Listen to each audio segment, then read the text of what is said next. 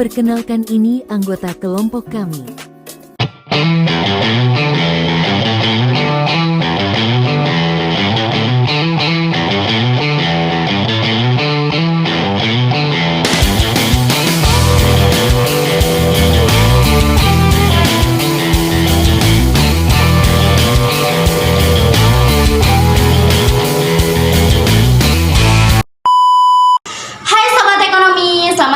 Podcast Ngobrol Ekonomi, tempat kita bahas topik ekonomi yang berat jadi ringan.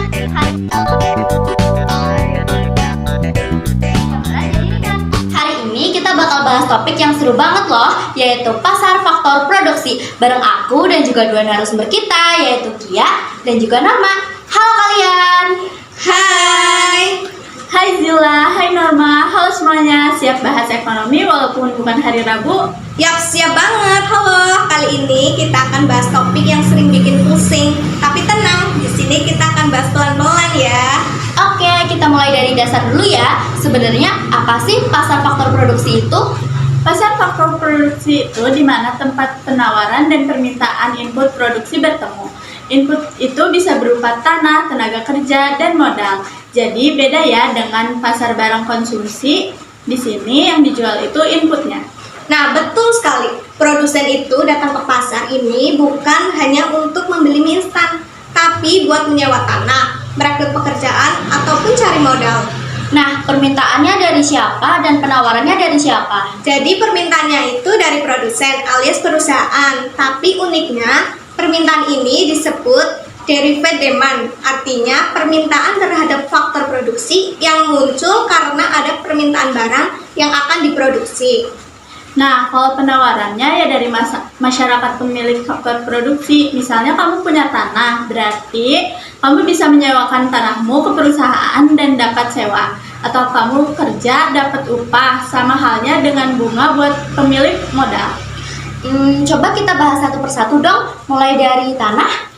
Oke, tanah itu faktor produksi alam, jadi jumlahnya tetap dan gak bisa dipindahkan. Harganya dipengaruhi kesuburan dan lokasi. Misalnya tanah di Jakarta jauh lebih mahal dibanding di desa. Nah, kalau modal itu barang-barang yang tahan lama yang dipakai buat produksi. Contohnya itu mesin, kendaraan, bahkan buat bangunan pabrik. Yang menarik, modal ini dibayarnya lewat bunga. Dan terakhir, tenaga kerja.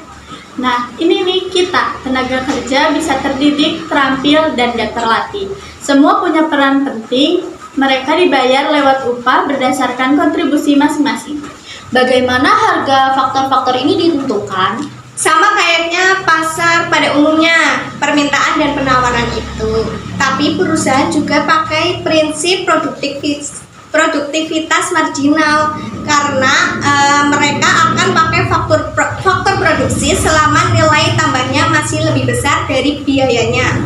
Nah, misalnya kalau satu pekerja tambah bisa menambah keuntungan 1 juta dan gajinya 900.000, ya masih untung. Tapi kalau gajinya jadi 1,2 juta, perusahaan mungkin mikir buat nambah pekerja.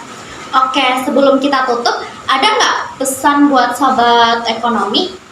Nah, pesannya, ingat ya, di setiap kita kerja, punya tanah atau menabung, sebenarnya kita terlibat dalam pasar faktor produksi.